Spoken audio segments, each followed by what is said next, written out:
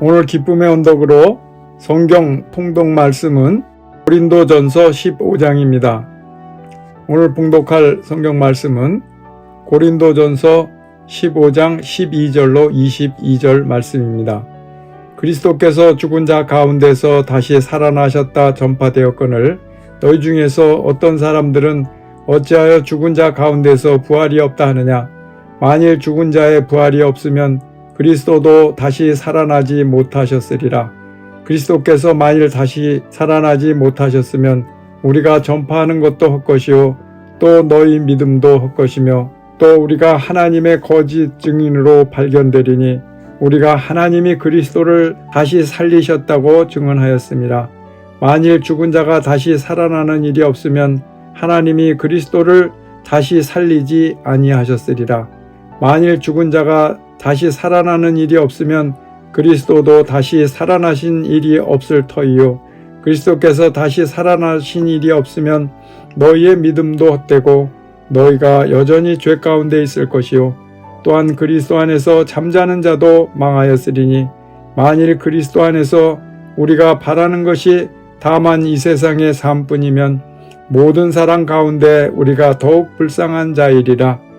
그러나 이제 그리스도께서 죽은 자 가운데서 다시 살아나사 잠자는 자들의 첫 열매가 되셨도다. 사망이 한 사람으로 말미암았으니 죽은 자의 부활도 한 사람으로 말미암는도다. 아담 안에서 모든 사람이 죽은 것 같이 그리스도 안에서 모든 사람이 삶을 얻으리라. 아멘. 세계 만민이 가장 기뻐하고 축하해야 할 날이 있다면 그날은 바로 부활주일입니다.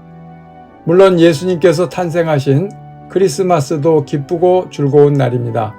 예수님께서 이 땅에 육신으로 오시지 않았다면 이 부활의 놀라운 생명이 우리에게 주어지지 않았을 것이기 때문입니다.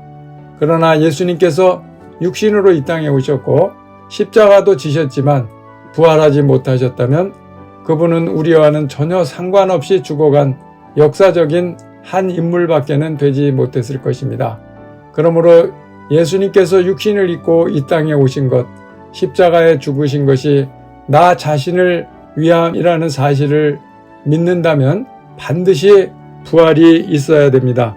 예수님의 부활은 내일의 소망일 뿐 아니라 바로 오늘의 능력이어야 합니다.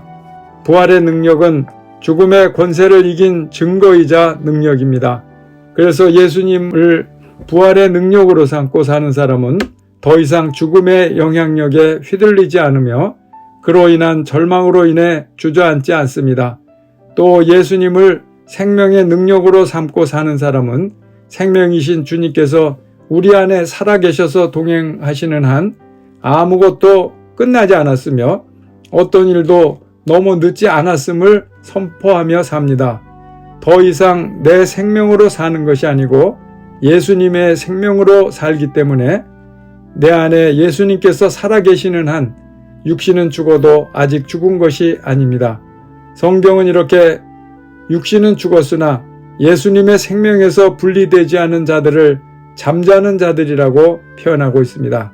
그래서 우리는 오늘 부활의 증인으로 살아야 합니다.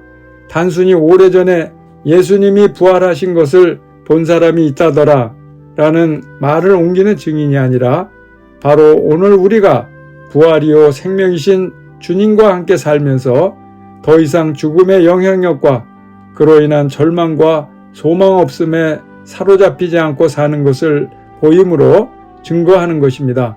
그러한 삶을 살아가는 것으로 부활의 증인이 되어야 합니다. 예수님은 바로 오늘 우리에게 부활이시고 생명이십니다. 아멘.